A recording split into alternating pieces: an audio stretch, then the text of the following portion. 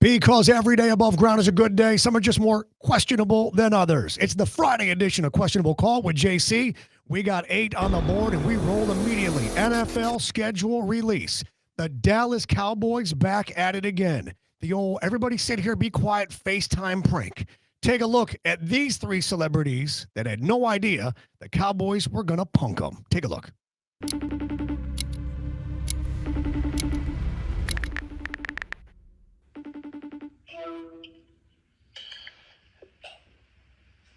Yo.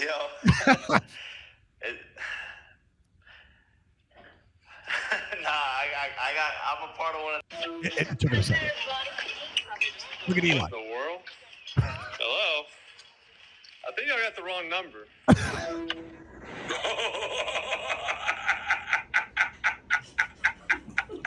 Am I getting drafted? Am I getting drafted? Unbelievable. Bert K. Question on the board.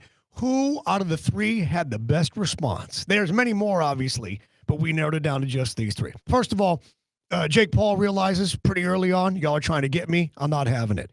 Then you got Eli Manning, and I'm not sure that he was joking when he said, I think you have the wrong number. I think that he legitimately thought they may have called the wrong person. Meanwhile, there's Post Malone, there's Michael Irvin, there's Dak Prescott, there's Jerry Jones, all just sitting there saying nothing. It's a great bit. And then you got Bert K., who, by the way, shockingly has a shirt on. What's he doing with a shirt on? And it looked like a Buccaneers creamsicle, didn't it? He said, am I being drafted? Best response, he wins narrowly over Eli Manning.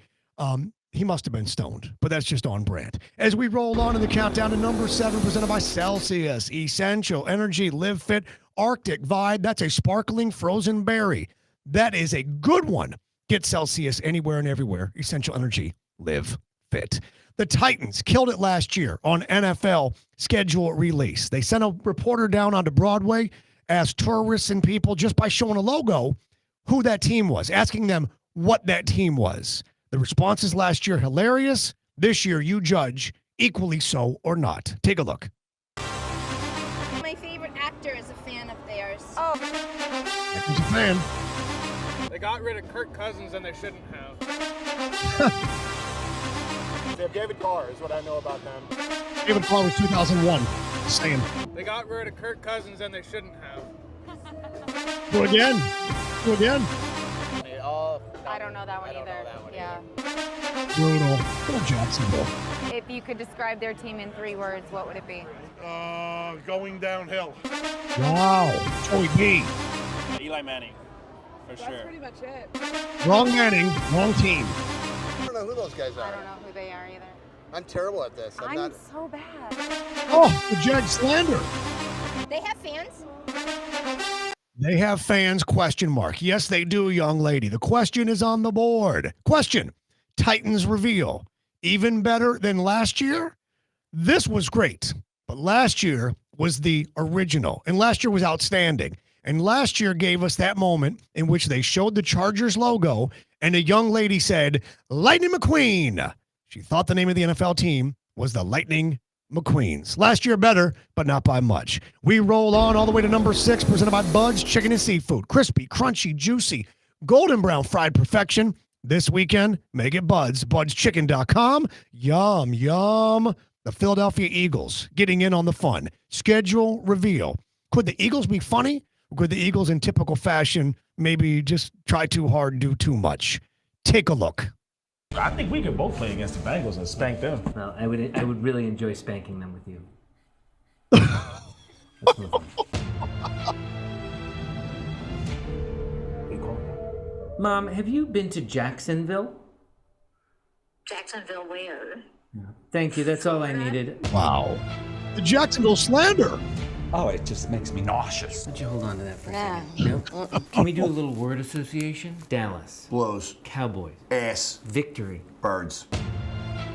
Wow. Taco holder.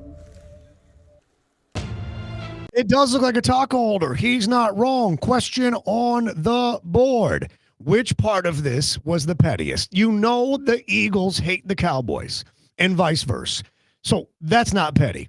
The whole taco holder in division, Washington not a threat, doesn't bother me. What is going on with everybody going in on Jacksonville? You know this team plays half their games in London, and this year they're going to play more. And you know they're probably moving to London. Why is everyone making fun of the poor Jacksonville Jaguars and the city and pretending they don't know where they are? There's no history. There's no bad blood between the Philadelphia Eagles and the Jacksonville Jaguars. Why are you being so petty to poor Jacksonville? Duval, shout out. The countdown rolls on to number 5, and we head to the office. Sean McVay appearing on NFL Live and giving these guys a little insight into the office that the Rams told him when he started was just a temporary little office. Don't worry, won't be this way. Won't be this way, Coach. Take a look. It's Dan. Where are you? We can't get you a... Where He's are not you? at the draft house. I know Dan, that. I'm in the same temporary office that I've been for 8 years here. So when I was hired in 2017, they said this would be a temporary facility. We're going on year 9 in this thing, so we'll see if we make it over to the Woodland Hills. I'm trapped like a prisoner in this thing, man. It looks like the room you actually fired me in. Hey, listen. I'm just fighting, scratching, and clawing for a window in this thing. The window. I still think this office is pretty depressing, Adam. That's hours later, mind you. He said, Dan Orlovsky said to him, that looks like the room you get fired in. That does look like a fire room. Question on the board, which is a higher ceiling. Sean McVay's coaching past, future, and present, or Sean McVay in the broadcast booth? He is an outstanding. If you said to him, hey, Coach, what happened in the second quarter with 9:47 remaining back in 2021 in Cincinnati? He'd say, we ran a wide 27 zip fly banana. We got 16 yards out of bounds of the 47-yard line with 3 seconds left, kick the field. He remembers everything. The man is a freaking machine. He is going to be the next John Madden. Gruden was kind of for a little bit. We all know what happened with Gruden. Sean McVay's future is enormous, and it's in TV. He's young. He's got a great voice, a great recall. He's got great timing. He's likable. He's going to make Tom Brady almost type of money to be a broadcast analyst in a game package. Wait and see. Broadcast booth ceiling even higher than the Super Bowl champions coaching career. We continue on in the countdown all the way up to number 4, and it comes to us from MLS that had quite the mess. Philadelphia at New York. We have a pitch invader. What that means is there's an animal on the field. Take a look at this. Well, this is... it's a giant raccoon. Kind, isn't it? You thought Messi matches had pitch invaders. And I want you to notice how much people really don't want to grab the animal. Like the guy in the gray jacket, he could have dove. He could have grabbed. Potential captures. He didn't want to grab. Look at, I'll run alongside. I'll kind of contain it. I'll kind of keep it in the parameters. What's the guy with the headset going to do? Yeah, what is he going to do? Meanwhile, the players are like, are you serious? Like, are you serious right now? Well, somebody just grabbed this thing. I wouldn't. I mean, look at it. He's going in. Back is arched. He's making decisions. Trash can guy's like, well, I got a trash can and gloves. Watch the other dude that pops up. We got a cat who's going to say, yeah, no, I'll help. Actually, oh, no. It's a business decision. That dude did not want to make the tackle. They got him. No, they didn't. And he's away. And now they finally got him. You got players standing there in disbelief, hands on their head. They can't believe what they're seeing. But what we saw was a bunch of dudes that wanted to help, but really didn't want to go all in, did they? Question on the board. Are you going all in to grab this animal? Hell to the no. You don't pay me enough. How do I know this thing doesn't got rabies or something worse? Who knows what it might carry, have, or be? Who knows? It could buy. What's worse, you making a business decision to not really make that tackle, like, oh, with the hands of this way, or you getting bitten and your face eaten on video that everyone sees, and then we review right here on Questionable Call. I am not going all in on this. It's not my job. Go get the beekeeper from the Dodgers game. Bring that dude in. Let him handle this. As we roll on all the way up to number 3, presented by Twin Peaks. Eat, drink, scenic views, 29-degree beer, made from scratch favorites, UFC Fight Headquarters, Twin Peaks. We got ourselves a story, and it involves a dude who made a $100 wager. Here's what it is, real simple. He made a 3-leg parlay. That means you got to get all 3 right. He bet a year ago that the Texas Rangers would win the World Series. Check. Kansas City Chiefs would win the Super Bowl. Check. And then for the NBA Finals, he took the Oklahoma City Thunder. Take a look at the tweet. It explains what had happened. BR Betting says, should you cash out for 80 grand or should you let it ride? Because this $100 parlay was going to pay $1.7 million. Then this tweet that tells you what the man decided to do. Patrick Everson was trying to make his Chili's money, said better who had 100 on 3-team future parlay. Rangers, Chiefs, Thunder at the odds of 1.714 to make that Millie has opted to cash out. He's going to take $80,000, life-changing money. Congratulations. The man decided, I'll just take the 80 grand. I'll just cash out. DraftKings offered him 80 grand, and he said, that's good enough. I'm a single dad. Watch as he explains this, and you can see the emotion that this man is going to click a button on his computer that is going to change his life. Take a look. All right, guys. This is it. Last time. One hell of a ride. I got to go to a playoff game in OKC, and one of hell of an up and down here with the cash outs. Started at 11,000, got all the way up to 100,000, dropped all the way back down to 30,000, and right now we're at 80. And I said last night, I said if we win this game and they offer at least 80, I'm walking. Well, they're offering 80, and I don't think I can take any more. I want to keep going, but I'm a single dad, and the money would be wonderful. So I want you guys to see it happen. He's going to click the button. Your 80,960. Take Here we go. $81,000 on a $100 wager. Yes. Confirm, and he does, and there it is. Cash out, baby. There we go. $81,000 off a $100 bet. Obviously, this series was 2-2 at the time. That is no longer the case, as we know, and as a result, ticket not worth what it would have been. And so you say, I'm happy for this guy, right? I mean, he made $100 into $80,000, and he didn't have to wait to see what had happened. He's riding the roller coaster because the value of that ticket is changing as the series changing. But then take a look what PropSwap did. Look what they tweeted out. They said, hey, just so you know, my friend, this would have sold on our site for $201,707. We had plenty of buyers ready to purchase next time.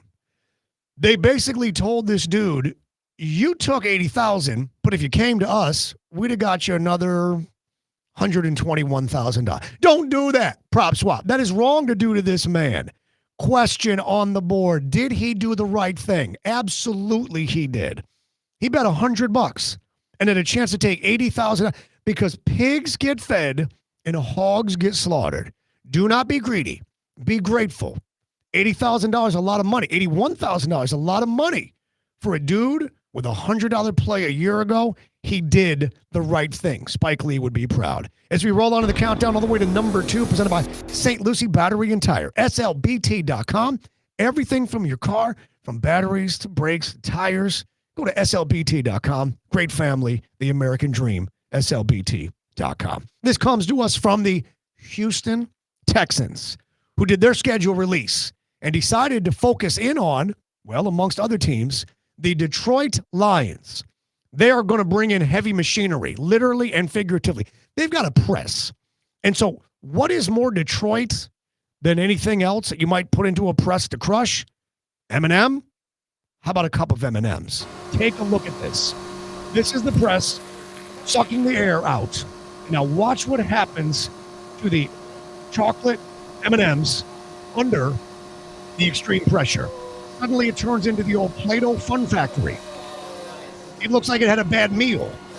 Watch the chocolate be compressed from individual M&Ms into snaking, escaping turds of chocolate that are somehow oddly satisfying. Or some might just say odd. That brings us to the question, which is on the board. Is this oddly satisfying or is it just odd? It's a little odd. I like the concept. It's a little odd. But watching stuff get crushed, like watching what happens to things like that, it's oddly satisfying. It is. Not sure why, but it just is. If you'd enjoy watching that, something's not right with you because that is oddly satisfying. It's a little gross, but it's chocolate, don't forget. Keep that in mind. And that gets us all the way to number 1 in the countdown, which comes to us courtesy of the Chargers, who, by the way, have kind of mastered this schedule reveal thing. This year, they went with the Sims and, I guess, people speaking in Korean. Take a look at this clip that encompasses several of the teams on their schedule, beginning with Joe Burrow and the Cincinnati Bengals. Chargers reveal Sim style. Take a look. 7-Eleven, Jamar Chase, remember, but it's 11-7. He's always open.